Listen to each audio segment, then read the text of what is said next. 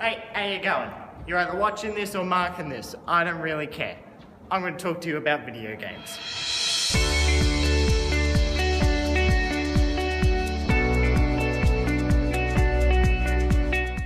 So I've done this topic now for about 2 years, this one being the third, and I was thinking to myself, how am I going to make this better than all of the other speeches I've done in previous years? And actually realised it's a lot simpler than I first thought. The video game industry has done all that for me. I mean, you can look at any of the games we have now, or even the ones we've had in the past, and they're just so full of learning material that my speech is almost unnecessary. You can take your favourite video game titles like Assassin's Creed, Far Cry, the Tom Clancy series, or hell, you can even take the Lego games for all I care.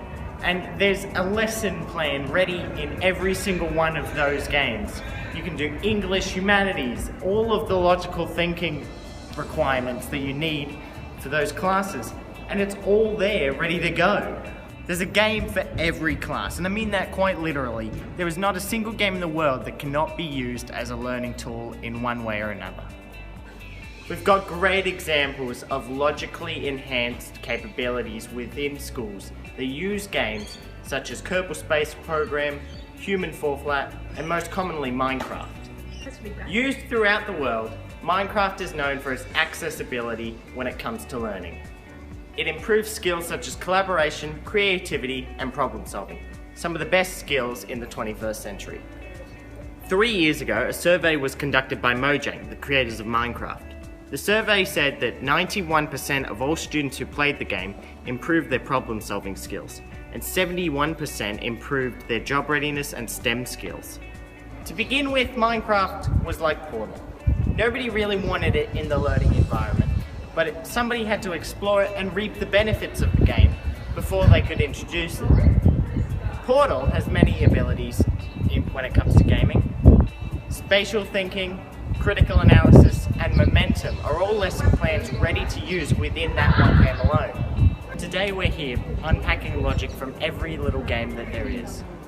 Today, Portal is used already within schools and universities. Portal is a great means of teaching basic logic to students. But instead, we spend 12 hours a day sitting on a desk, writing elongated expressions and equations, and writing down definitions for new words that we find.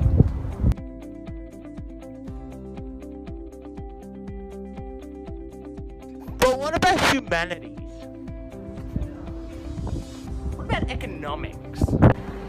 Well, actually, this is one of the easier subjects to implement gaming into. You see, humanities often leaves people questioning whether or not they need the skills they're being taught. Video games require a lot more player interaction. Therefore, they're a lot more engaging and have a lot higher rate of participation as opposed to meaningless source analyses. Analyses? Yeah. Analyses. For history, you can just close your eyes and pick at random. There are so many historical-based titles out there, it's crazy.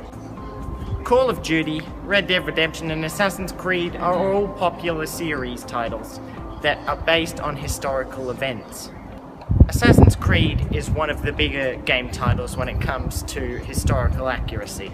Jerusalem, Egypt, France, Greece, and the Caribbean are all historical settings in the Assassin's Creed game titles.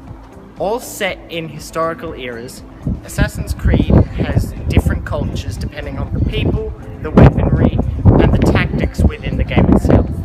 Ubisoft, the creators of Assassin's Creed, have released a discovery tour, allowing students to explore the worlds of ancient Greece and Egypt. Kennedy High School tested this discovery tour in 2019 and found that the students who used it were actively engaging with the worlds they were put in. The discovery tour enables students to participate in a class where they would normally just sit back and relax.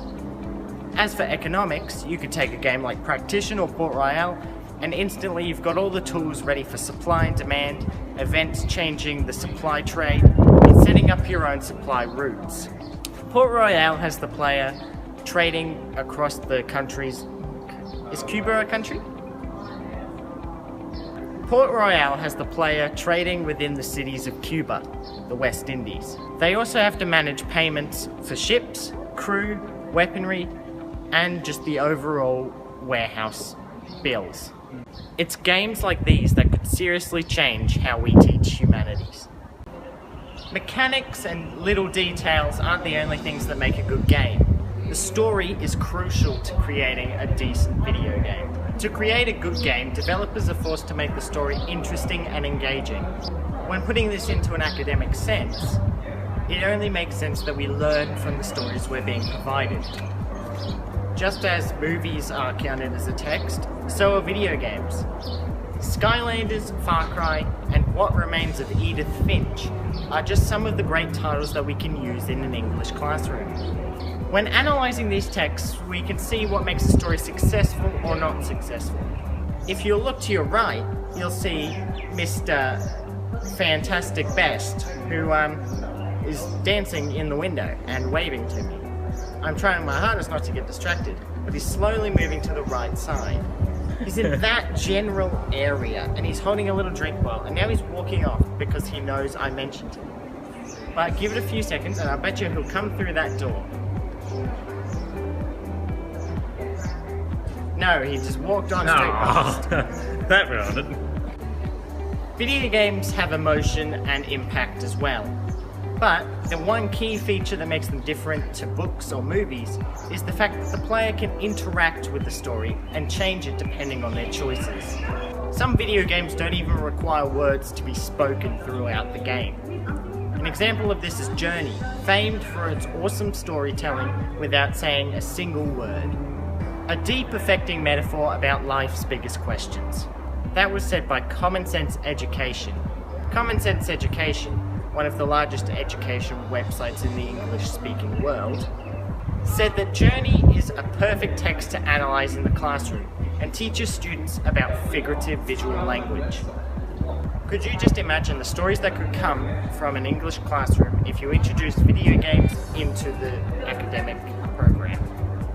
Is that what it's called? Call it an academic program. I like it. Video games come in a wide variety. They can be used in any classroom setting. Whether it's humanities, logical thinking, or analysing texts, video games can be used in every classroom. There's countless video games available for teaching and learning. Even if video games are never introduced in the school environment, just go play some. There's not a single reason why you can't learn from a video game. After all, they're beginning to introduce themselves already.